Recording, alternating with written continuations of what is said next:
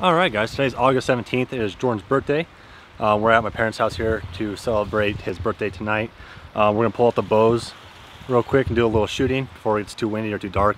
Wind's picking up and hopefully the storm doesn't roll in like it did on me last night. So that's the plan for what we're doing right now. We're going to fine tune them a little bit, try and get back to 60 yards at least, and then we'll just go from there. Whenever dark is falling, you know the spirit of the party starts to come alive until the day is dawning. We can throw out all the booze and hit the city lights. Whenever we action, the dine up as a wine, a little late romance, some change in action. We the people of the world coming out to dance. So give me the night.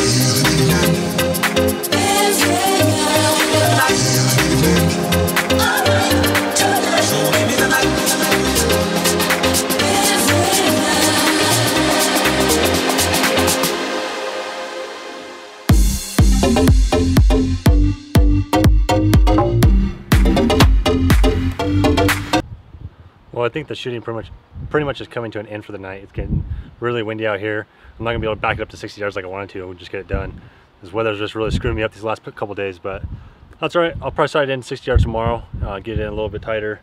You know, just those longer distance practice just really helps. It makes those closer shots even that more easy. So you just gotta practice those longer distances. So hopefully tomorrow I'll get out and do that. But for now, I think we're done shooting. So something I do want to touch on real quick is that this year I switched from a multi-pin sight to a single pin sight. This is the one I got here. It is a Spot Hog Fast Eddy. Just from the reviews and stuff, they said that this is the one to go with. It has a big dial here on the side, which is your range. You rotate it, you sight it in at 20 yards and then again at 60 yards, and then you're dialed in full range up to like 80 yards, I believe. So that's awesome. I like that. It's very simple to sight in, which is a great advantage. But I think I'm going to do a product review more in depth once I get to know the product a little bit better, have some time with it, and spend the actual hunting season with it. But in the meantime, I'd love to hear from you guys some pros and cons of single pins and some pros and cons of multi-pins as well. What are you using and how are you liking it? So just give me some feedback and I appreciate it, guys. And we're back home. So it's like 10:30 right now. We just got back from celebrating Jordan's birthday. Great dinner with the family. We had tacos, really delicious. But he's 27 today, so be sure to head over to his Facebook page and wish him happy birthday. I'm going to fletch some arrows right now because I'm running low on inventory. I've been having a problem with a lot of my veins ripping off. And I talked to Jordan, and Jordan worked in an archery shop for several years, all through college. So he knows a lot about fletching arrows and stuff like that, tuning bows, all that good stuff. So I think we will do a tutorial video with Jordan one of these days on fletching arrows and some more archery tips. But for now, I'm going to refletch these. He told me what I was doing wrong and why they're coming off so easily. So I'm going to go ahead and go back and fix all of these right now. And that way they can dry overnight and hopefully I can shoot them tomorrow night. So that's the plan for right now. Let me show you exactly what I'm up to and how I fletch arrows for sure. And again, by no means I am not an expert. This is just how I do it. So just like anything else, everyone has their personal preference on tools and equipment that they use. This is a Blitzenberger. It came highly recommended from a lot of people I know that shoot a lot of archery. It is not really that cheap. It's kind of expensive.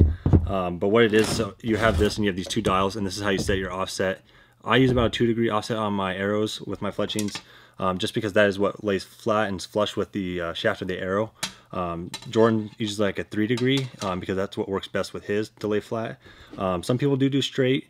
But since me and him both have longer draws, we definitely do need an angle on our fletchings to help spin it. If the helical is straight, or the fletching is straight, then the arrows are going to fly straight. You put a little bit of angle into that fletching, that's what's going to cause it to spin as it comes off the bow. So that's how I set these up. Basically what you do with these is you got this clamp here. You put the fletching in the clamp. There's little markings to know that you're putting in the same every single time. You'll put the arrow into the jig once it's all these old fletchings are taken off, obviously. But you'll put this in here just like this. The new fletching on here, you'll apply some glue to this. Then it's magnetized. Make sure it's all the way at the bottom. Press it down, wait a few seconds, and then you'll take the clamp off. So pretty simple, really, once you get it all set up. The hardest part, though, is making sure that the fletching itself is sitting flush on the arrow shaft. You don't want any kind of gaps anywhere. So I got to clean all these arrows off of these old fletchings. You see how torn these are? These are really old arrows here. But I gotta clean these off. You want a perfectly clean shaft as much as you can. So clean them perfectly. You want to use a dull knife, really. the dull knife won't dig into the actual shaft of the arrow. So that's what I'm gonna do, is clean these up real quick, and then I'll get to fletching.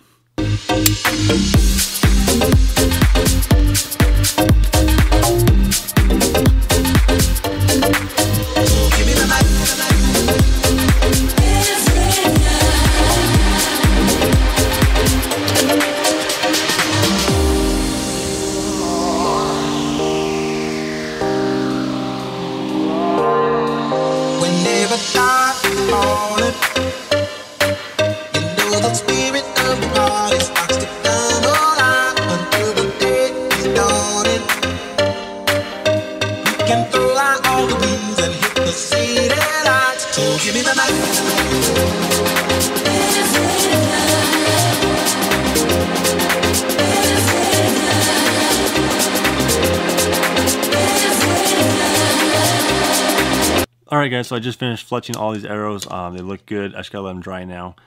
Tomorrow I am back out east hunting antelope after work.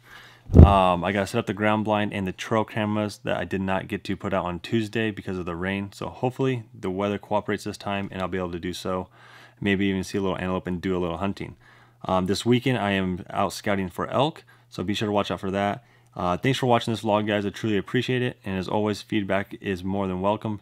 I'd like to hear from you guys on what your thoughts are, and I'd like to hear your thoughts as well on the fletching, what your guys' style is, what your techniques are, stuff like that. So, and any recommendations that I can improve. So thanks guys for watching, and I'll see you on the next one.